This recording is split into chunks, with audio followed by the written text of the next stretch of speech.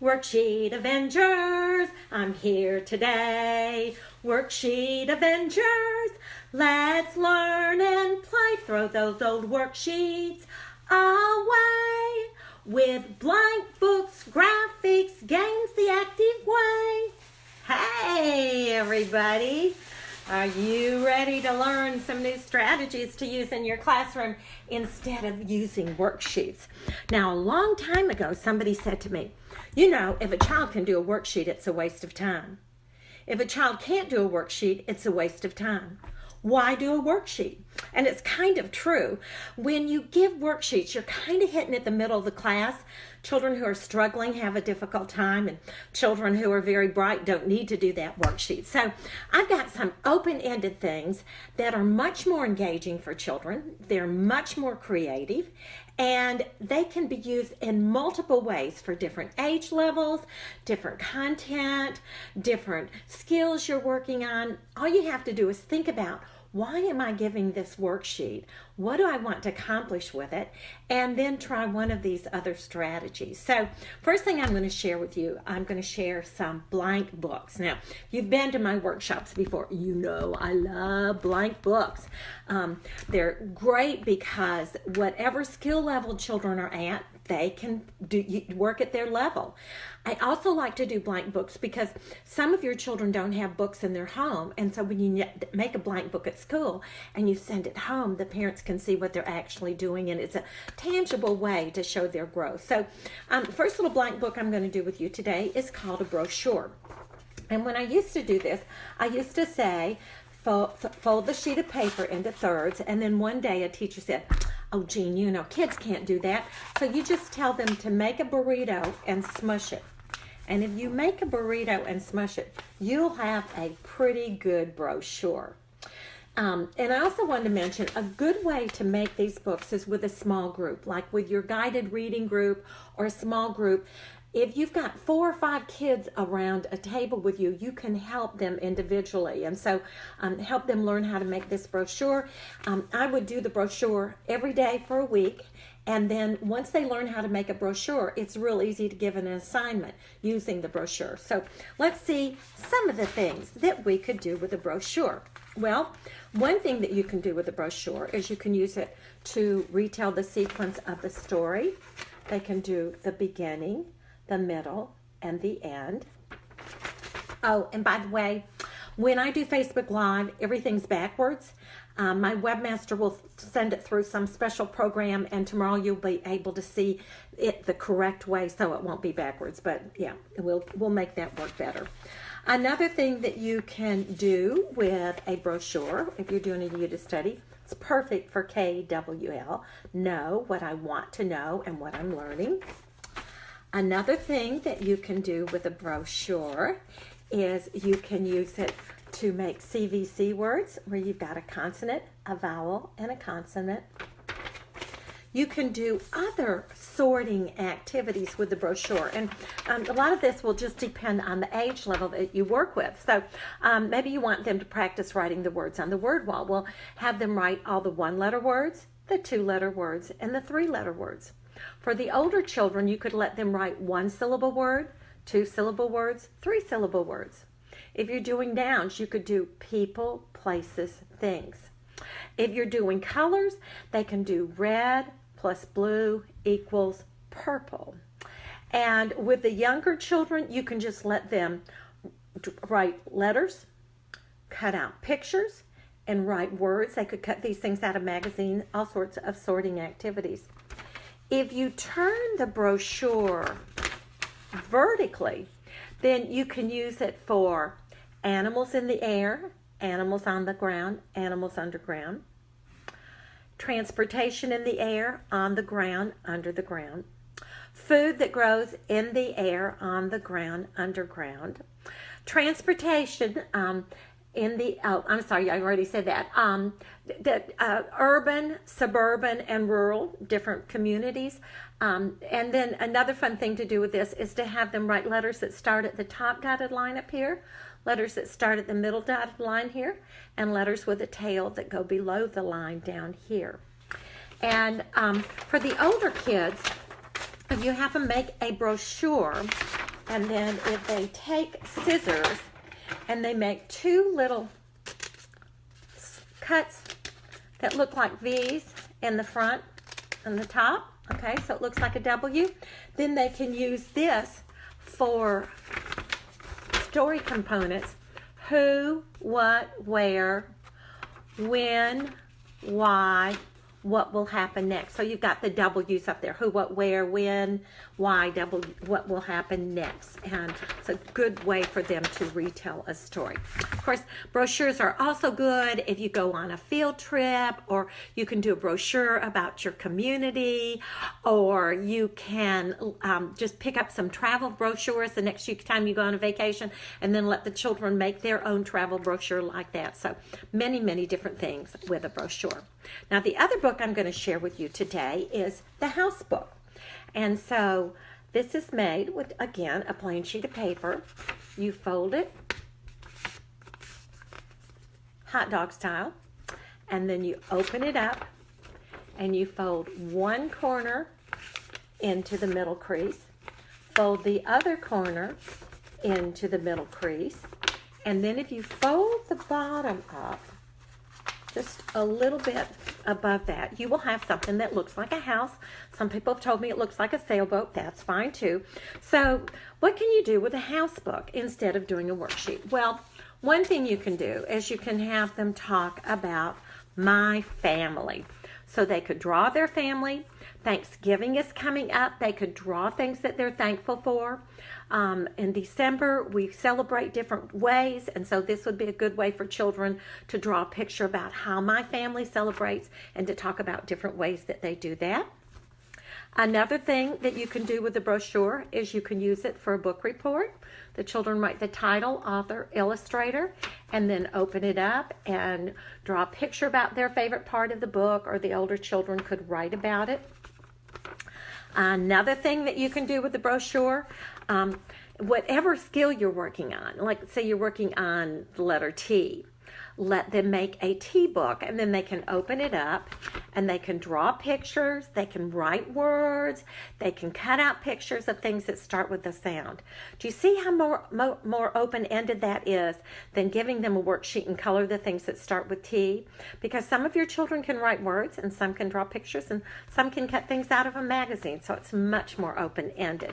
Now, you could also use this if you were working on colors. You could make a red house. If you were working on shapes, you could make a circle house and draw all the things in the house that are circle. You could use this for a homework activity with environmental print. Take it home and write all the words you can find around your house that you can read. Another thing you can do, you can make a math house.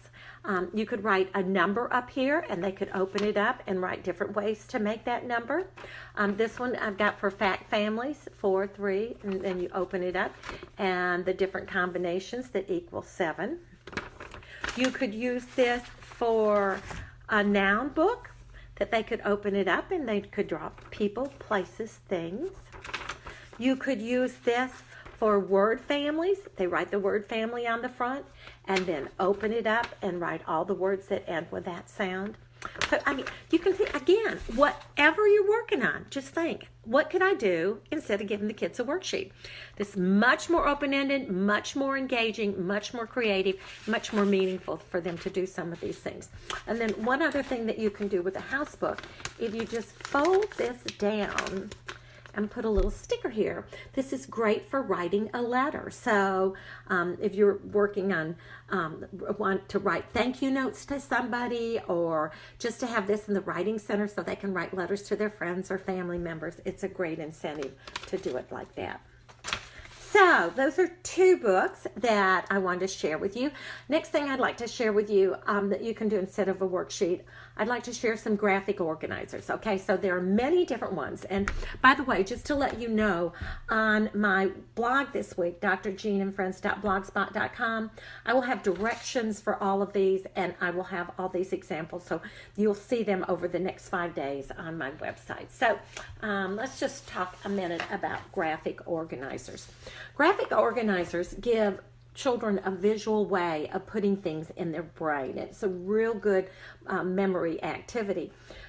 This is one that you all know, tic-tac-toe, or a lotus diagram.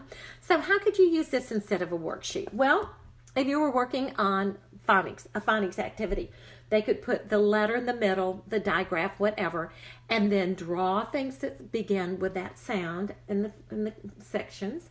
You could let them put a number in the middle and then different ways to make that number. If you were doing a unit in science, let's say you're doing a unit on dinosaurs, they write dinosaur in the middle, and then every time they learn a new fact, they can put it in and challenge them to fill up all the frame by the end of the unit. You could also use this for social studies. You could use this, I like the idea of spelling words. So you have the children write their spelling words, and then the teacher calls out spelling words, and they get to color in the frame when you call out their word, and you see who can get bingo first. It's just a sneaky way to get them to write the spelling words. You could also use this for homework. I love this idea for homework. So a lot of parents want homework, a lot of parents don't. So each week, if you could have simple things that the children could do at home with their parents, maybe like read a book, depending on the season, look in a magazine and find a picture of something you're thankful for and write about it, or count the number of chairs in your house, different things like that that you're working on. And then they take this home on Monday, and during the week you would ask them to get tic-tac-toe so they could do any direction they wanted. And if they want to fill in the whole thing, they can. So some kids like homework. If they like homework, they can fill it all in, and some aren't that crazy about it, so they make 3 choices and fill it in. My friend teaches 5th grade, and she actually uses this idea when she does a unit of study, and she gives the children choices about how they want to show what they've learned, whether they make a food or make a costume or make up a new rap or song about it, whatever. They get to choose what they want to do, and they can choose 3 or they can choose more than 1. Now, another visual graphic that you can use in many, many different ways instead of a worksheet is a Tchart. And you know how to make your Tchart. So you could have the children do odd and even numbers, singular and plural, synonyms, antonyms, true, false, fact and fiction. Many different science concepts you work on, like sink and float, absorb, does not absorb, man-made, natural. A lot of different science concepts can be reinforced with the Tchart. And I also like the idea of ways to be a good friend and how to be a bully. So good manners and not good manners, good food, junky food. Again, depending on the season, what you're working on, use the Tchart to help children sort those things. Okay, so we've done 2 blank books. We've done 2 visual graphics. I'd like to play a few games with you right now. And this is an idea that came from a teacher. She said she kept a little bucket on her desk, and whatever they were working on, she made the flashcards and kept them in the bucket. And then whenever she had a few extra minutes, she could just pull them out and play a game. Now, some people think flashcard games are not good. You need to make it fun, and there's a thing called rapid automatic naming, RAN. How quickly can you see something and retrieve the word for it? So there is some value in using flashcards, but you need to make it relevant to what you were doing, and you need to make it fun. So you can do flashcards with shapes, you can do flashcards with math facts, you can do flashcards with numbers, you can do them with dots, with letters. Anything you're working on, you can make flashcards. And I would actually probably make a different set every 2 or 3 weeks, depending on what skill I really wanted to focus on. And so here are a few fun ways to do flashcards. This is called boom. So we're going to flash through here, and when the word boom comes up, kids get to jump up and shout boom and scare me. So here we go. You too can get boom, and they love to jump up and scare you. What I used to do with boom was I would change it depending on the holiday or season. So like Thanksgiving's coming up, I would have a couple turkeys in my flashcards. And when the turkey came up, the children got to jump up and go gobble, gobble, gobble, gobble. And, you know, as corny as it sounds, they love doing it. And anytime I can figure out how to get them to move a little bit, that's a good thing. I also wanted to mention, when you play games, sometimes I'm going to show you a game where we keep score. Sometimes kids get real upset about who's going to win and who's going to lose. And so all you have to do is take a circle and you write high on one side and low on the other side. And after you've played the game and tallied up the points, you throw the circle up in the air, and if it lands on high, the team with the high number wins, and if it lands on low, the team with the low number wins. So it kind of just disperses the conflict that you might have sometimes over keeping score. And then here's another game, kids versus teacher. This is so much fun to play. So let's say we've got 3 minutes before lunch. Instead of wasting time, we're going to play kids versus teacher. I make a Tchart on the board, and I go, all right, you guys are going to be the kids. I'm going to be the teacher. I'm going to beat you. And you have to add magic to these, okay? You got to be silly and fun. And then you take your flashcards and you hold them up.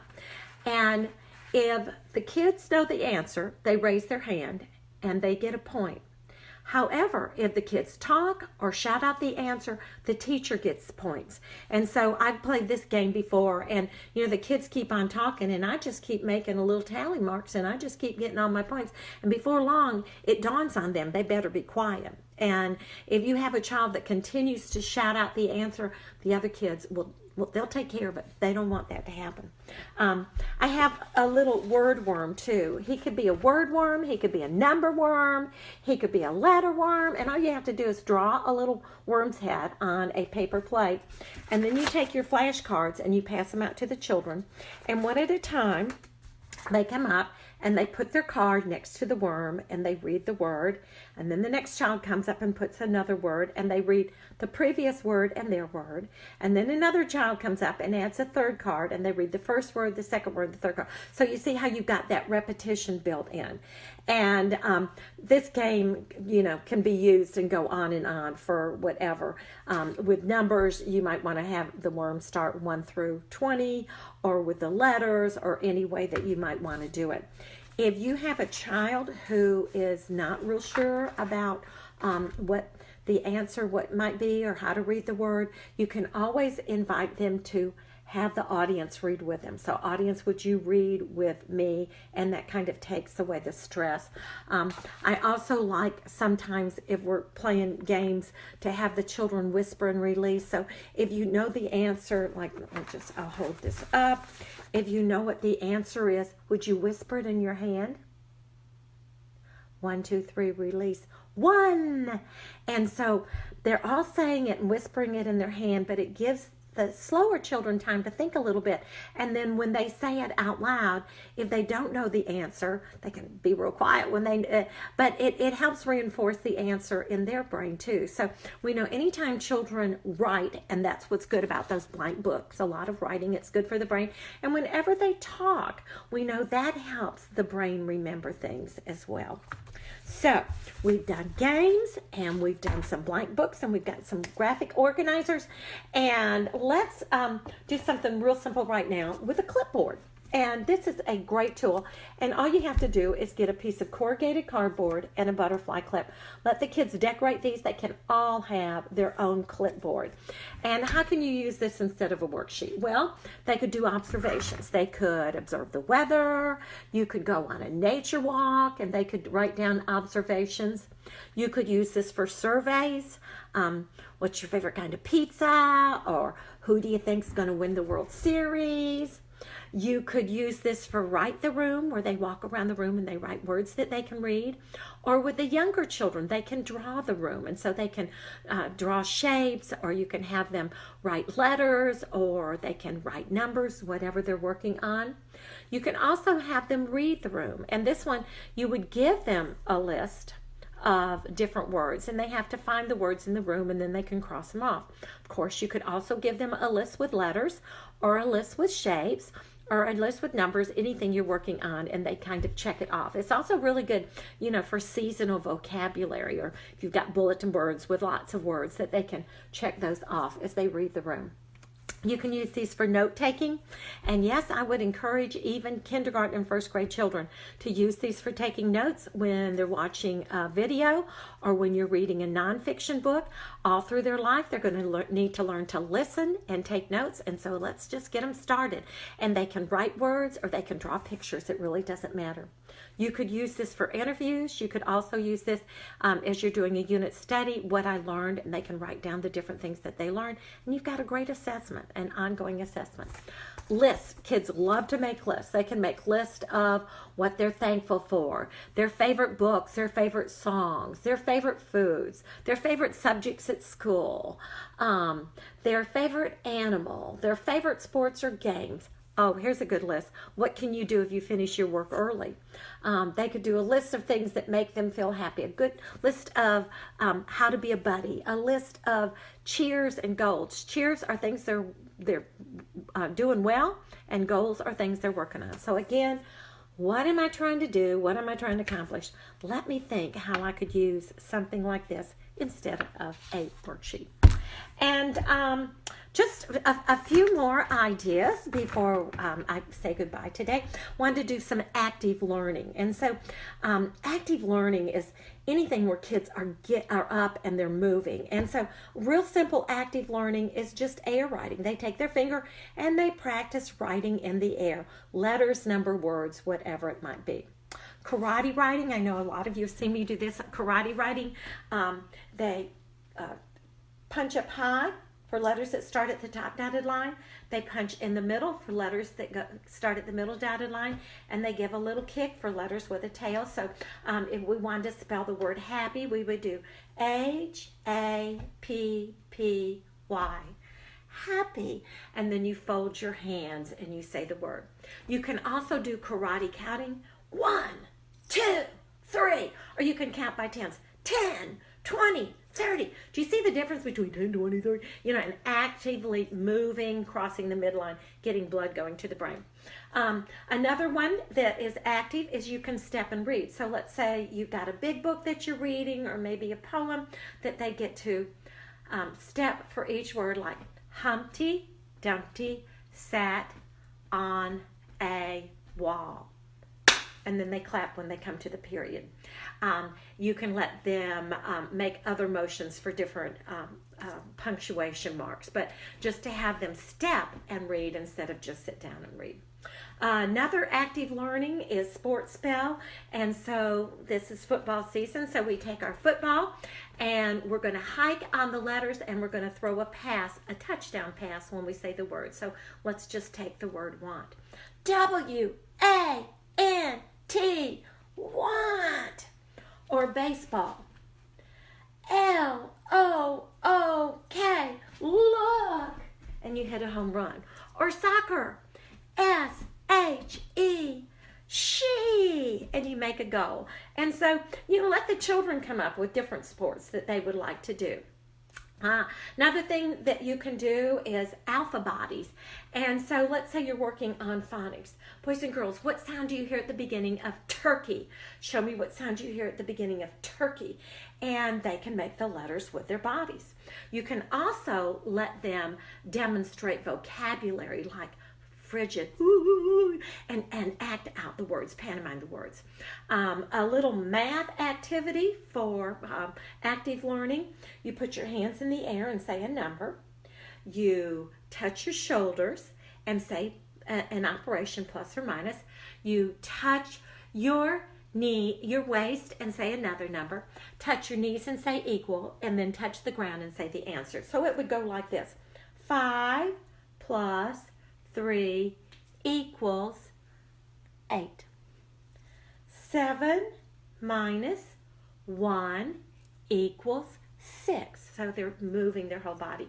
And then, of course, patty cake is one of my favorite ways for children to learn actively. So they work with a friend and they can spell out words, they can count, they can say different rhymes and things that you're working on. So I hope you've all learned at least 10 things that you can do next week in your classroom instead of a worksheet.